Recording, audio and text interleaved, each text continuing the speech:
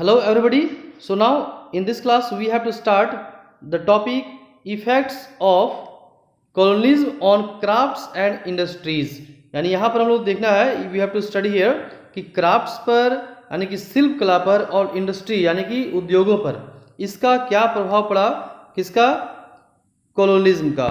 Already we have discuss कि what is colonialism, उपनिवेश यानी राइटली आप समझेंगे इसे ब्रिटिश. तो ब्रिटिश के आने से, ब्रिटिश का जब रूल यहाँ पर इंडिया में स्टार्ट हुआ तो ब्रिटिश के आने के बाद से भारत के क्राफ्ट्स पर यानी शिल्प कला पर और इंडस्ट्रीज पर इसका क्या इफेक्ट पड़ा, क्या असर पड़ा. तो about this one we are going to discuss in this topic. Okay, so let's we start without doing delay. तो first of all it has been told that with more and more parts of urban and rural India coming under the rule of the East India Company, the exploitative character of the British rule was exposed. तो जैसा कि हम लोगों ने last topic में पढ़ा था किस तरह से अर्बन एरियाज में यानी कि शहरी क्षेत्र में और साथ ही साथ किसानों का, फार्मर्स, पीजेंट्स का और साथ ही साथ ट्राइबल लोगों का यानी कि आदिवासी लोगों का किस प्रकार से एक्सप्लॉयटेशन ब्रिटिश ने किया, ये हम लोगों ने ऑलरेडी डिस्कस कर लिया लास्ट टॉपिक में. अब यहाँ पर बताया जा रहा है कि अब वहाँ से ब्रिटिश और आगे बढ़ते हैं और आगे बढ़ने के साथ साथ अब इसकी नज़र जो है इंडियन क्राफ्ट्स पर और इंडियन इंडस्ट्रीज पर है. तो अब देखना है कि कैसे क्राफ्ट्स, इंडिया का जो क्राफ्ट्स था ये डिस्ट्रॉय किया ब्रिटिश ने और किस प्रकार से इंडिया का जो इंडस्ट्रियल सिस्टम था, इंडस्ट्री था, छोटे छोटे उद्योग थे, है ना, तो इन सबको कैसे डिस्ट्रॉय किया ब्रिटिश ने, क्या क्या पॉलिसी इम्प्लीमेंट किया जिससे हमारा जो इंडिया का जो क्राफ्ट सिस्टम था, इंडस्ट्री जो था, ये पूरी तरह से एक्सप्लॉयटेशन उन्होंने किया और इसको डिस्ट्रॉय किया. Now see the next line here, the companies monopolisation. तो फर्स्ट में देखो बात की गई है मोनोपोलाइजेशन यानी मोनोपोली. मोनोपोली का अर्थ होता है एकाधिकार, यानी किसी भी एक चीज के प्रोडक्शन पर किसी एक व्यक्ति का अधिकार हो जाना, that is called monopoly rights. तो ब्रिटिश ने क्या किया, इंडिया में आकर के मोनोपोलाइजेशन शुरू किया, यानी मोनोपोली राइट को स्टार्ट किया. आगे और हम लोग डिस्कस करेंगे. तो कहां पर, monopolisation of trade was getting stronger although agriculture was main occupation. तो नेक्स्ट पेज में दी गई है. यहां बताया गया कि जो इंडस्ट्रीज था, इंडस्ट्रीज में ब्रिटिश ने मोनोपोलाइजेशन शुरू किया यानी कि मोनोपोली शुरू किया और व्यापार जो था, ट्रेड में इसमें इन्होंने क्या किया, मोनोपोली सिस्टम को इंट्रोड्यूस किया, मोनोपोली एकाधिकार. अब यहाँ बताया जा रहा है कि हालांकि जो है ऑल दो agriculture was the main occupation, हमारे कंट्री में क्या है, बहुत ज़्यादा इंडस्ट्री नहीं थी. यहाँ का मेन मुख्य पेशा क्या था, how the people use to earn the money, agriculture. तो कृषि करके, खेती करके यहाँ के लोग कमाते थे और व्यवसाय जो था, मेन जो ऑक्यूपेशन था लोगों का, वो खेती करना था, ना कि इंडस्ट्री में इन्वॉल्व होना था. ठीक है, क्योंकि इसमें इंडस्ट्री उतना बहुत ज़्यादा थी नहीं. फिर यहाँ now it is written here there was no dearth, है ना, there was no dearth. See the next page, of handicraft. There was no dearth of handicrafts, calico, muslin, wool and silk products. तो यहाँ बताया गया चूंकि हमारा जो country है वो क्या है, यहाँ पर इंडस्ट्री ज़्यादा नहीं थी, बट ऐसा नहीं कि कंप्लीट इंडस्ट्री नहीं थी, बड़े बड़े इंडस्ट्री नहीं थे, लेकिन छोटे छोटे जो इंडस्ट्री होते हैं जैसे हैंडीक्राफ्ट्स हो गया, है ना, कपड़े के फैक्ट्री थे, कैलिको है, मुस्लिन है, वूल है. ये कैलिको क्या होता है, एक तरह का कपड़ा होता है, कॉटन का कपड़ा होता है, तो यहाँ इंडिया में बनाए जाते थे. मुस्लिन भी क्या है, एक कॉटन तरह का कपड़ा है जिसका यूज कर्टेन बनाने में किया जाता था, पर्दा, पतले पतले कपड़े होते, थिन कपड़े होते थे. ये टाइप ऑफ क्लोथ्स है, कैलिको, मुस्लिन. और वूल तो आपको पता ही होगा वूल क्या होता है. तो यहाँ पर कहने का तात्पर्य ये है कि इंडिया में बहुत बड़े बड़े इंडस्ट्रीज नहीं थे, बल्कि छोटे छोटे इंडस्ट्रीज, लोहार का काम जैसे हो गया तो घर में ही 2-4 लोग मिलकर या 5 लोग मिल करके इसको कर सकते थे. इस तरह की छोटे छोटे इंडस्ट्रीज हमारे कंट्री में थे. Metal work, iron, steel, copper, brass, gold and silver were also in great demand. अब देखो इंडिया में क्या था, यहाँ पर आयरन की डिमांड बहुत ज़्यादा थी इंडिया में प्लस वर्ल्ड में भी. तो आयरन की डिमांड थी, स्टील है, कॉपर है, ब्रास है, गोल्ड है, सिल्वर, इन सब की डिमांड जो है मार्केट में बहुत ज़्यादा थी. In the 17th century, trade with European nation was in favor of India, as we exported large quantities of cotton, silk, fabrics, spices, indigo, drugs, precious stones and handicrafts. तो यहाँ बताया जा रहा है कि जो 17th सेंचुरी का जो समय था, 17वीं शताब्दी का जो समय था, इस समय इंडिया का जो प्रोडक्ट था उसका डिमांड अदर कंट्री में बहुत ज़्यादा था, इंडिया से एक्सपोर्ट होता था, बाहर भेजा जाता था। कौन कौन सी चीज़ें? तो सिल्क हो गया यानी रेशमी, फैब्रिक्स है, स्पाइसेस, मसाले, इंडिगो, नील, है ना, ड्रग्स, दवाइयाँ, प्रीशियस स्टोन्स, कीमती जो पत्थर होते थे, और हैंडीक्राफ्ट्स यानी हाथों से जो बनाए जाते हैं, कोई कलाकारी या कोई चीज़ें बनाई जाती है उसे कहा जाता है। तो इन सब चीज़ों की डिमांड बहुत ज़्यादा थी वर्ल्ड में, और इसमें इंडिया क्या था? इंडिया का डोमिनेशन था, यानी कि इंडिया बहुत अच्छे तरीके से तैयार करता था इन सब प्रोडक्ट्स को। बट नेक्स्ट में क्या है? Unfortunately the company's policy led the destructions of Indian crafts, cottage industries and artisanship. लेकिन बाद में जब ब्रिटिश आए तो ब्रिटिश ने बहुत सारे रूल को इम्प्लीमेंट किया, बहुत सारे कानून को लगाया, मोनोपोलाइजेशन किया, है ना। तो इससे क्या हुआ? हमारे देश का जो क्राफ्ट्स इंडस्ट्रीज था, कॉटेज इंडस्ट्री, छोटे छोटे जो उद्योग थे, ये सारे क्या हो गए? डिस्ट्रक्शन हो गया, यानी डिस्ट्रॉय हो गए, बर्बाद हो गया। ठीक है, अब कैसे आगे हम लोग देखेंगे। नाउ नेक्स्ट में, to safeguard the British cotton industry, to safeguard the British cotton industry, यानी ब्रिटिश में जो कॉटन का इंडस्ट्री था, सूती कपड़े का जो उद्योग था, उसको बचाने के लिए, उसको सेफगार्ड करने के लिए क्या हुआ? Indian silk and cotton textiles were destroyed. तो भारत का जो सिल्क का जो प्रोडक्शन था, कॉटन का जो टेक्सटाइल था, यानी कपड़े, सूती कपड़े का जो यहाँ बनाए जाते थे, इन सबको क्या किया? डिस्ट्रॉय कर दिया गया। कैसे डिस्ट्रॉय हुआ? कौन सा क्या इंप्लीमेंट किया गया? Now see the here, with imposition of very heavy duty on Indian goods. पहला कारण है ना, क्या हुआ कि heavy duty on Indian goods, यानी इसका मतलब ये हुआ कि जो इंडियन प्रोडक्ट होते थे, तो इंडियन प्रोडक्ट पर ब्रिटिश ने क्या किया? हैवी ड्यूटी को इम्पोज किया। अभी हैवी ड्यूटी क्या है? जैसे किसी भी प्रोडक्ट को बेचने के लिए टैक्स देनी पड़ती है ना। तो ये टैक्स की यहाँ बात की जा रही है कि इंडिया भारत के लोग जो जिस प्रोडक्ट को बनाते थे उस पर ब्रिटिश ने क्या किया? टैक्स को इम्प्लीमेंट किया, हैवी टैक्स को इम्प्लीमेंट किया।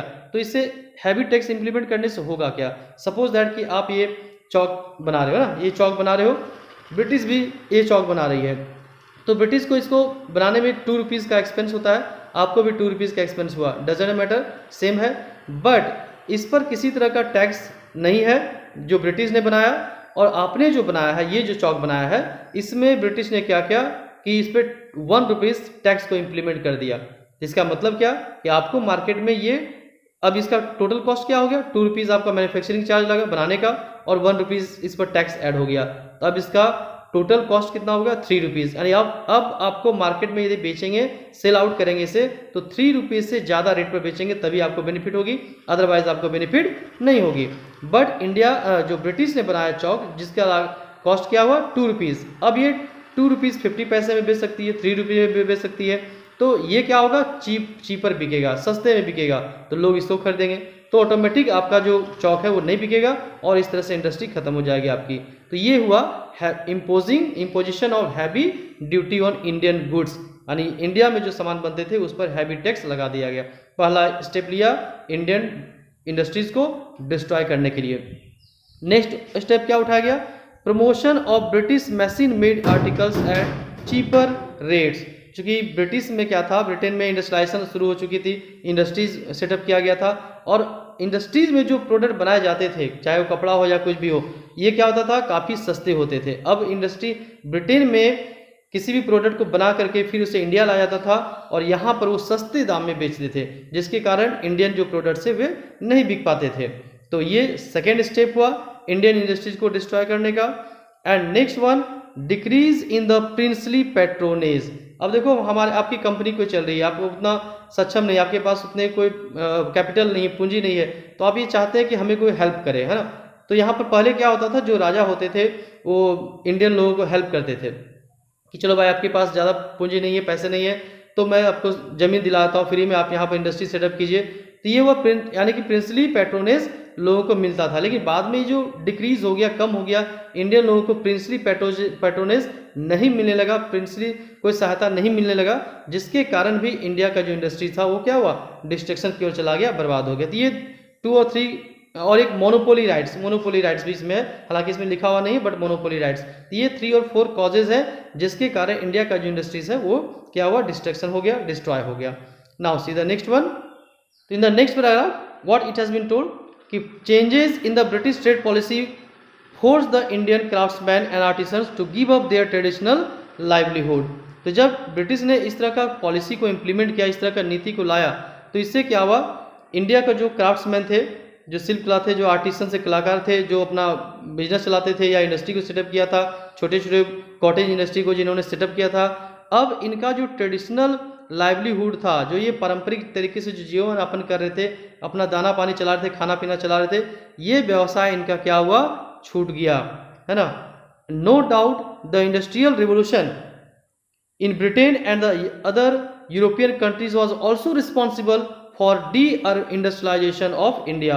और एक पॉइंट और यहाँ बताया गया है कि चूंकि यहाँ पर इंडस्ट्रियलाइजेशन शुरू हो चुका था, ब्रिटेन में इंडस्ट्रियलाइजेशन शुरू हो चुकी थी, तो इंडस्ट्रियलाइजेशन भी एक बड़ा कारण था कि यहाँ पर इंडिया का जो इंडस्ट्रीज था उसके डिक्लाइन होने का, इंडिया में डी अर्बनाइजेशन होने का एक बड़ा, डी इंडस्ट्रियलाइजेशन होने का एक बड़ा कारण ये भी था कि ब्रिटेन में यानी यूरोपियन कंट्रीज में इंडस्ट्रियलाइजेशन शुरू हो चुका था, औद्योगिकरण शुरू हो चुका था। What do you mean by the industrialisation?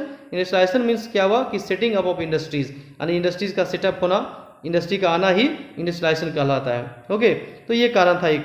Now next one, all these factors started the process of ruining the traditional handicrafts at the decline in the national income of India. तो यहाँ पर देखो, जब हमारा ट्रेडिशनल हैंडीक्राफ्ट्स डिस्ट्रॉय हो गया, बहुत छोटे छोटे कॉटेज इंडस्ट्रीज है वो फिनिश हो गई, तो क्या होगा, सिंपल सी बात है, इंडिया का जो इनकम है, हमारा जो नेशनल इनकम है वो कम हो गया। तो ये कुछ इसका इफेक्ट था।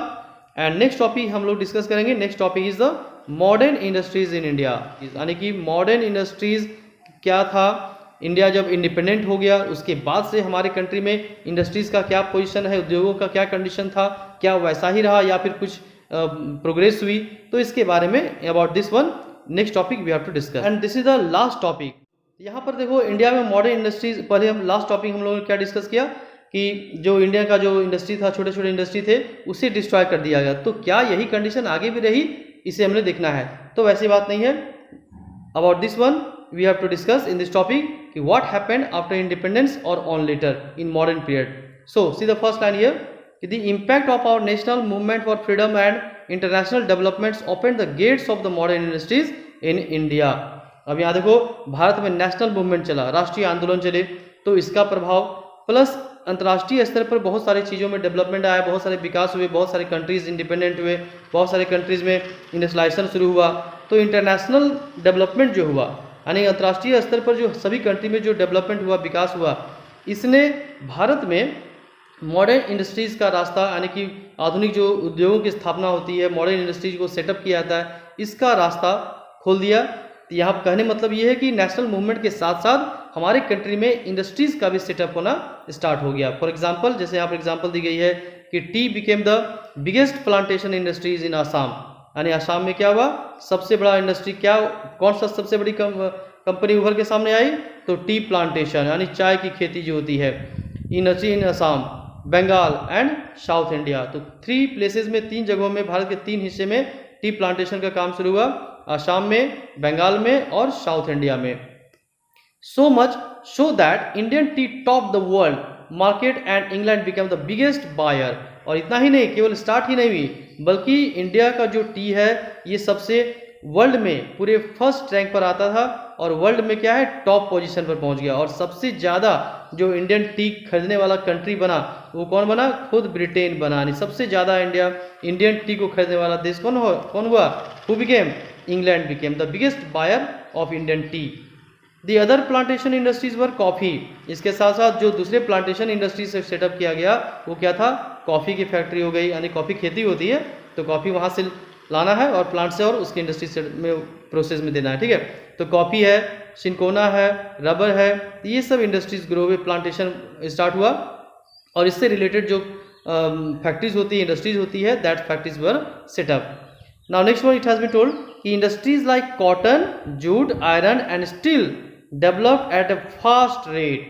यानी कॉटन इंडस्ट्री हो गए जो ब्रिटिश ने डिस्ट्रॉय कर दिया था, तो cotton industry, jute industries, iron और स्टील, ये सारी जो कंपनीज है, ये सारी जो इंडस्ट्रीज हैं, इसका जो आगे बढ़ने का जो रेट था वो काफ़ी तेज़ गति से आगे बढ़ा, है ना। और आपको मालूम होगा झारखंड में 1907 में। कब? 1907 में फर्स्ट इंडस्ट्रीज, आयरन फैक्ट्रीज की इंडस्ट्रीज जो बड़ी कंपनी बनी वो कौन है? Tata iron and steel company. और who established Jamshedji Nusserwanji, Tata, JRD Tata. Next one, for example with expansion of railway the demand for coal iron and steel increase.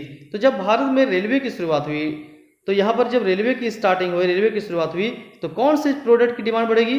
कोयले की, क्योंकि पहले रेल किससे चलती थी? कोयले से। अब आई ट्रेन बनेगी किससे? तो आयरन से, यानी लोहे से, तो आयरन की भी डिमांड बढ़ गई और आयरन एंड स्टील इंक्रीज, और लोहे और स्टील की डिमांड क्या हो गई? काफ़ी इंक्रीज की गई। तो इससे क्या हुआ? भारत में इंडस्ट्री बहुत सारे सेटअप हुए, लोगों को एम्प्लॉयमेंट भी मिली।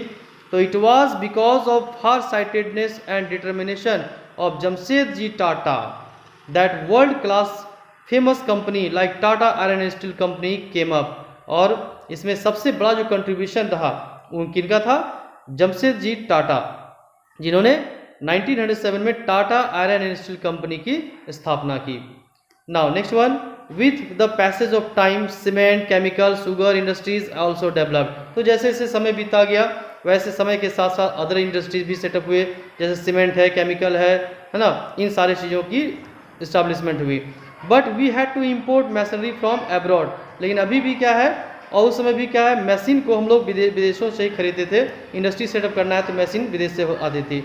It was only after independence basic की इंडस्ट्रीज वर गिवन प्रायोरिटी। और जब हमारा कंट्री इंडिपेंडेंट हो गया तो इंडिपेंडेंट होने के बाद हमारा जो है बेसिक जो की फीचर्स होता है, इंडस्ट्री जो डेवलप करनी है, ये हमारा इंडिपेंडेंस के बाद काफ़ी तेज गति से इम्प्रूव हुआ। तो ये this topic completed here and this chapter also completed.